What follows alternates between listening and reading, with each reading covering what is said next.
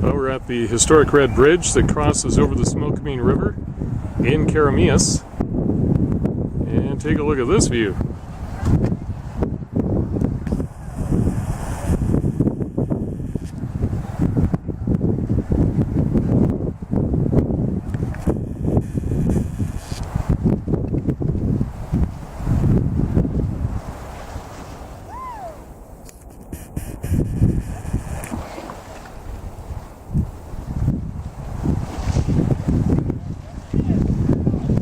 We've been told that there's going to be some back burning conducted on this fire near Keremeos, but I don't think that's what this is. I could be wrong though.